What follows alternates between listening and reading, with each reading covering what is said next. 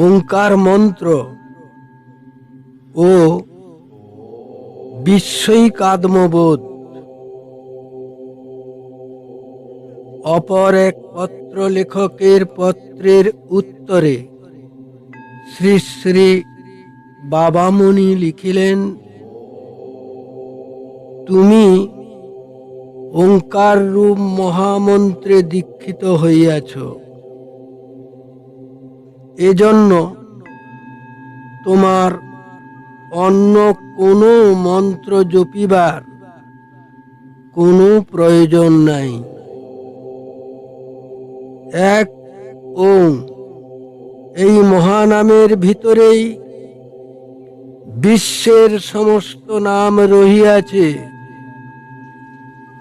ইহার ভিতর দিয়েই সর্বমন্ত্রের পৃথক পৃথক রসাস্বাদন, সর্বতন্ত্রের রূপালেখ্য দর্শন,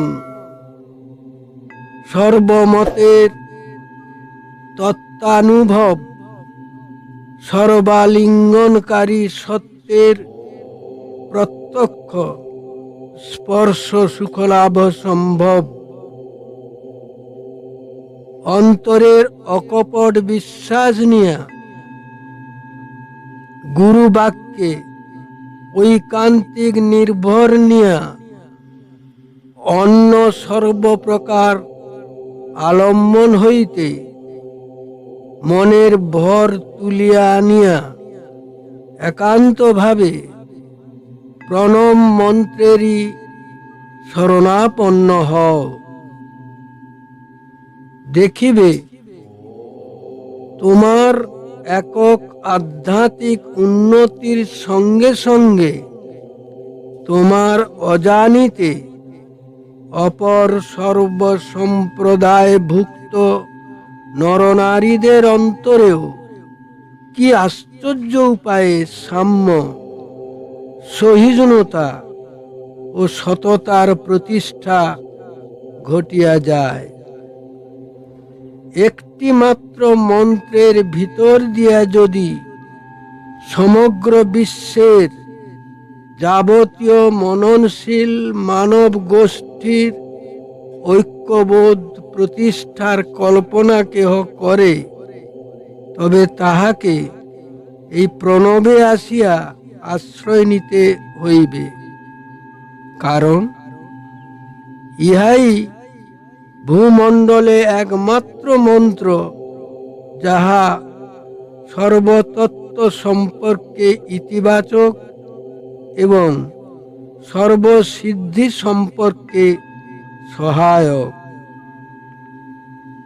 ভাগ্যক্রমে যদি ওঙ্কার মন্ত্রেই দীক্ষিত হইয়াছ, তবে অন্য সকল বাজে গুজবে কর্ণপাত না করিয়া একনিষ্ঠ মনে ইহারই সাধনা করিয়া যাও এবং এই সাধনার ফলে কেবল নিজ জনগণ মধ্যেই আপন না থাকিয়া বিশ্বজন মধ্যে সকলের আত্মার আত্মীয় হও।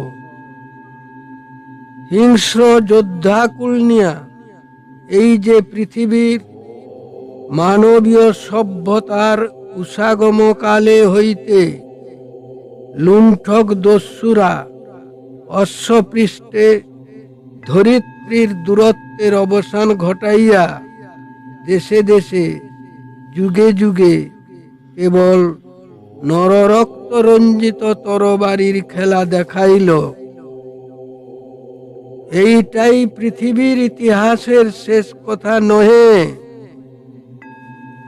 বিশ্বের সকলে সকলের আপন হইবে, আত্মীয় হইবে, বান্ধব হইবে, পৃষ্ঠপোষক হইবে, সহায়ক হইবে, সেই দৃশ্য আমাদের দেখিবার বাকি আছে।